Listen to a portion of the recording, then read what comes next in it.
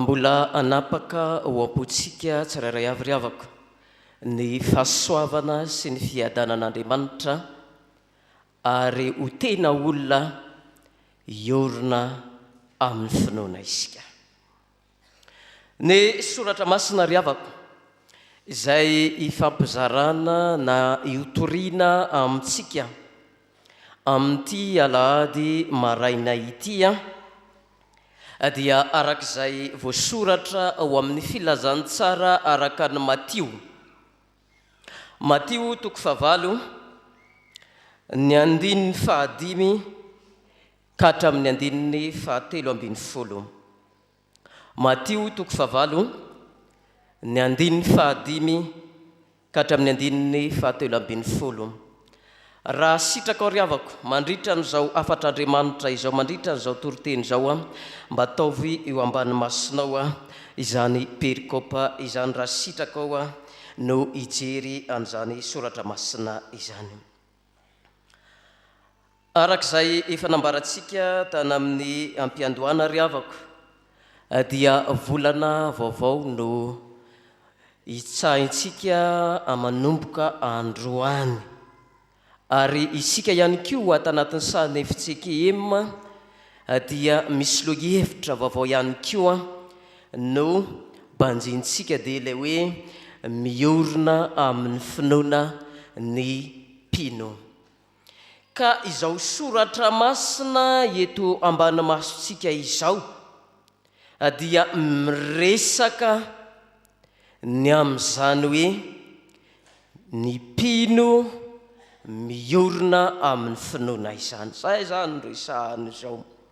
Ka ny lohevitra izao mentsika ny afatr'Andriamanitra amin'izao 𝗙𝗶𝗶◍ izao ryavako dia izao hoe ny kristiana miorina tsara amin'ny finoana. Ny kristiana miorina tsara amin'ny finoana. Inona izy teo ryavako raha azonareo tsara ny zavatra resahako? Ahoana tsara ryavako? Ny kristiana miorina tsara amin'ny finoana zany. Dia ny zavatra voalohany ryavako lazain'ny Matio zao dia ny kristiana miorina tsara amin'ny finoana dia kristiana manetry tena izy. Ny kristiana miorina tsara amin'ny finoana dia kristiana manetry tena izy. Ny andininy 5 ka hatramin'ny andininy 7 no ahitantsika izany. Ahoana ny kristiana miorina tsara amin'ny finoana? Ahoana ny kristiana miorina tsara amin'ny finoana? Manetry tena izy. Dia izay zany. Dia raha sitraka ryavaka mba tenena amin'izay ambadikinao eto hoe kristiana miorina amin'ny finoana ianao dia manetry tena. Resaho zay ryavako raha sitraka ao izany. Zay zany. Kristiana miorina tsara amin'ny finoana ianao dia manetry tena. Dia faharoa ihany koa tenena amin'izay ambadikinao dia hoe manetry tena ianao dia ao tsara. Manetry tena ianao dia ao tsara.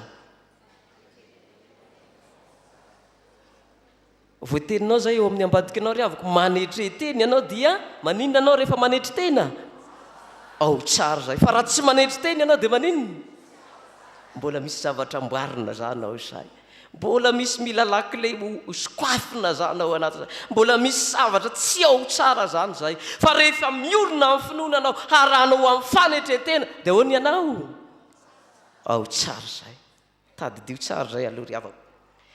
Dia zaho manko ny tantara eto ryavako raha fiteniny.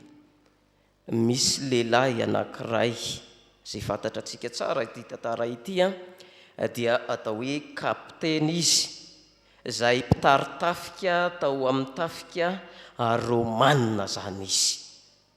Ity kapiteny ity dia manana ny zanany izay narary ny 𝗙𝗶𝗶. Zay zany nahazo ny zanany.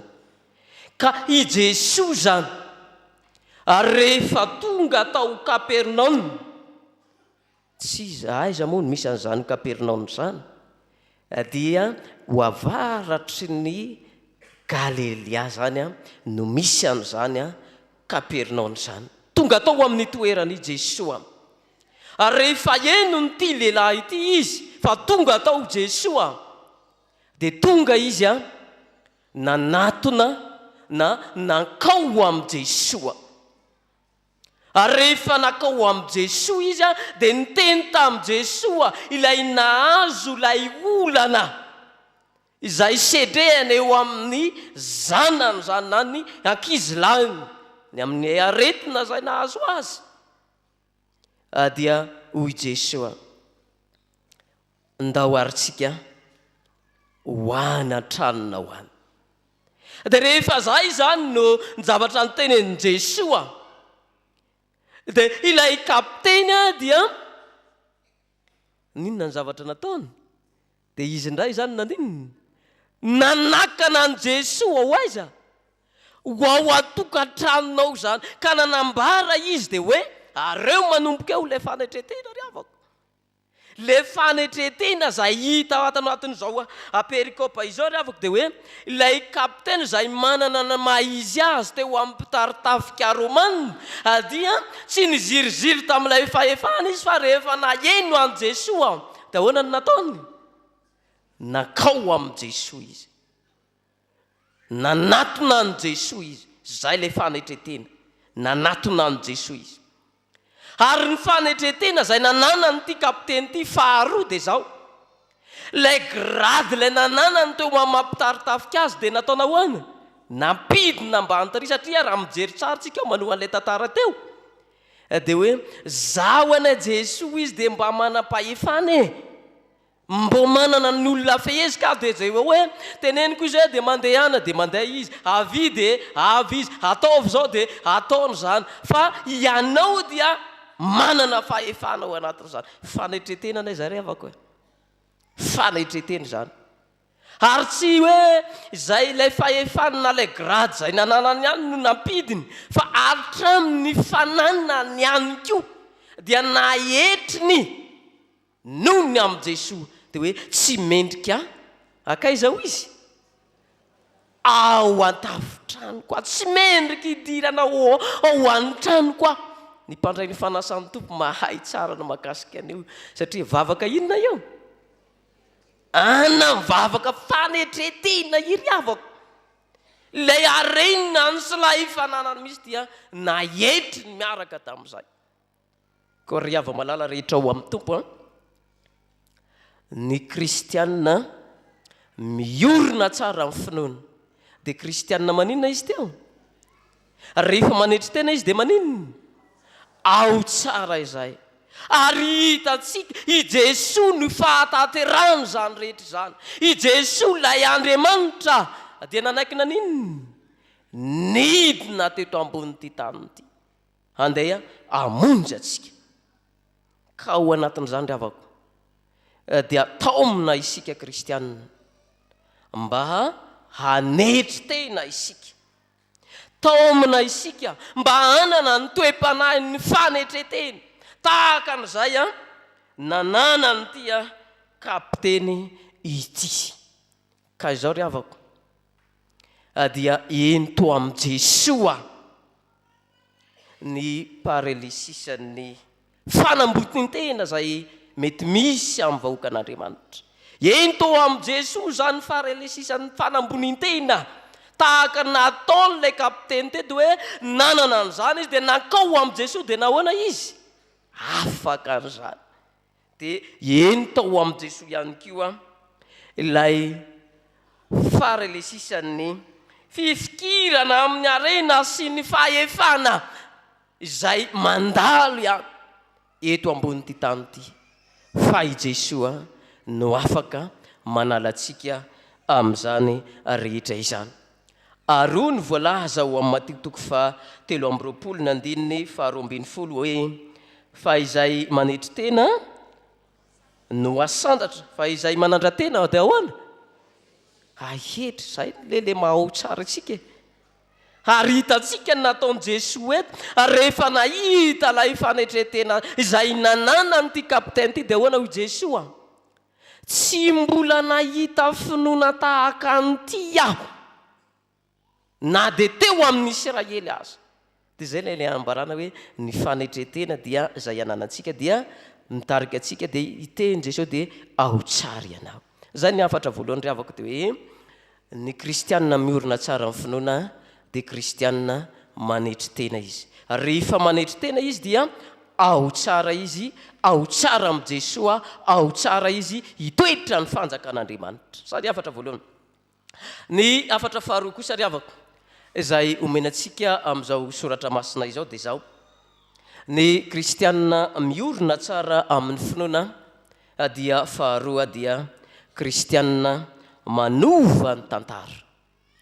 Ny kristianina miorina tsara amin'ny finoana dia kristianina manova ny tantara. Ahoana indray ny kristianina miorina amin'ny finoana faharoa? Manova ny tantara. Mbola ilay kapiteny ihany no ahitantsika taratra an'izay riavako. Noho ny amin'ny fioraina n'ilay kapiteny tamin'ny finoana, noho ny amin'ny fanetrentena izay nananany, dia lasa niova ny tantara zany eto amin'izao soratra masina izao. Ino aby ny tantara niova? Dia izao ny tantara niova tao anatin'izany.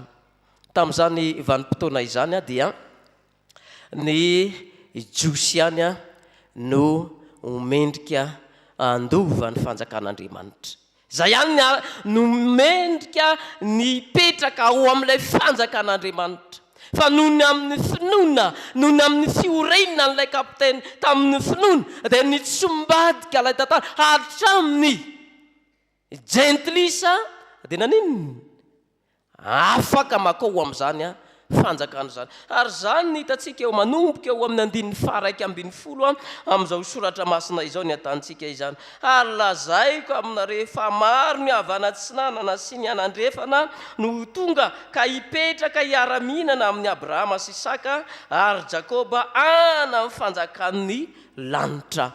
Iza moa ilay havanatsinanana sy havanandrefana? Dia ny 𝗙𝗘𝗟𝗎 izany. Iza moa i Abrahama dia i Jakoba sy Isaka? Ireo ilay razam-be-telo ny fiaven'ny jiosy zany io. Dia izay zany ilay izy teo. Dia samby afaka hiaraka-hipetraka ao anatin'izany ihany koa. Ary tsy izay ihany, ary ny zanaka ny fanjakana dia arina amin'ny maizina ny ivelany, any no isy ny fitomanina sy ny fikitroha-nify. Iza indray moa ilay zanaka ny fanjakana eto? Ilay zanaka ny fanjakana izay ambarana ny Matio eto riavako dia izao ilay zanaka ny fanjakana dia ireo jiosy izay nandana tsy manaiky an Jesoa ho Mesia.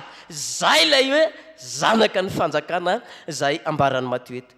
Ka ireo zany no lasa tsy andova ny fanjakan'Andriamanitra. Zay ilay hoe niova ilay tantara teo.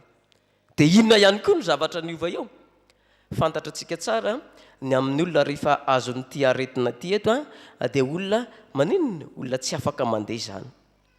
Olona tsy afaka mandeha izany dia mipetraka izany. Ny olona mibata azy, olona manome sakafo azy, olona ny afaka manome hanina anazy. Fa rehefa nanatona an Jesoa izy dia niova izany tantara izany. Manomboka eo amin'ny 𝗠𝗏 dia nahoana ilay marary? Sitrana, mandehana ho Jesoa dia misitrana araka ny finoanao no mahasitrana anao. Dia sitrana izany. Ary izay ilay fanovana, izay ilay fiovana nisy teto amin'izao soratra masina izao. Koa ry hava-malala rehetra ao amin'ny Tompo dia isika dia taomina iorina amin'ny finoana. Rehefa miorina amin'ny finoana ianao dia manova ny tantara zany kristianina izany. Ka mba ahafahanao hanova an'izany tantara izany dia tsy maintsy mankatoeran'ilay kapiteny ianao.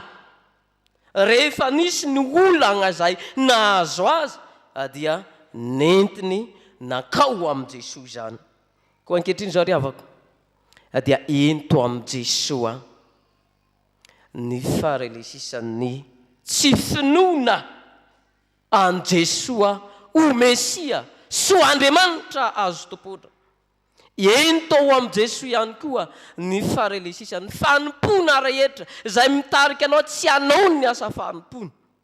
Ary eny to am Jesoa ihany koa ny faharelisisany fiainana rehetra ary ny faharelisisany vatana sy ny saina ary ny fanahy. Fa i Jesoa no manafaka an'izany. Jesoa no afaka manova an'izany satria ianao dia manam-pinoana amin'izany rehetra izany. Ito mpamaranany ry havako dia zao no afatra hotadidintsika amin'izany afatra Andriamanitra izany dia zao. Ny kristianina miorina amin'ny finoana dia kristianina 𝗍𝗵 izy. Azony rehefa izany? Kristianina miorina amin'ny finoana dia kristianina 𝗍𝗵 izy. Ahoana ny kristianina miorina amin'ny finoana? Tsy azonareo tsara zany. Dia faranako ilay afatr'Andriamanitra dia zao. Ny kristianina miorina amin'ny finoana dia kristianina 𝗍𝗵 izy. Ahoana ny kristianina miorina amin'ny finoana? 𝗍𝗵 izy. Inona ilay M voalohany araka ny afatra teo? Manetry tena, manetreteny ianao dia ao tsara ianao amin'izay. Inona ny M faharoa? Manova tantara zany. Zay ny le 𝗍𝗵. Azonareo ve zany? Zay zany no tadidinao anatin'ilay izy.